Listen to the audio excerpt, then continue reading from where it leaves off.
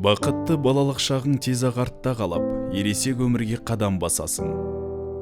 Уақыты келгенде өмірлік жарыңды жолықтырып, шаңырақ құрасың.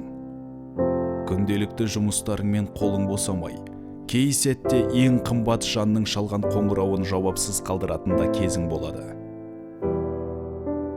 Құрсағында 9 ай, 9 күн көтеріп, жарық дүниеге әкелген анаң үшін сен қашанда сәби болып қалатындығыңды, қандай қиын жағдай орын алса да, анашың бәрінен бұрын жаныңнан табылатынын естен шығарма. Ананың шексіз махаббатын ұйқымызды күзетіп, түні бойы көз ілмеген сәттерінен, алғашқы қадамымыз бен ең алғаш әріп таныған сәттегі қамқорлығынан, ең қиын сәтте жанымыздан табылғанынан, ыстық алақаны мен мейірімді жанарынан сезініп өстік.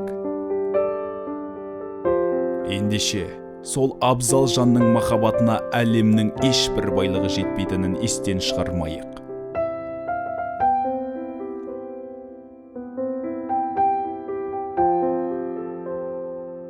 Отбасының шуағы, жарық күндей айналасын ерекше нұрға бөлейтін ана, шаңырақтың шаттығы, үй ішінің береке бірлігі осы бір жанның қас-қабағына тікелей тәуелді. Анасы бар үйдің жылуы өшпейді, шырағы сөнбейді. Ана, әр бала үшін шексіз ғалам. Ананың жылылыққа толы жүрегі әр қайсымыздың өмірімізге айрықша мән береді. Ананың махаббаты ең қымбат байлық.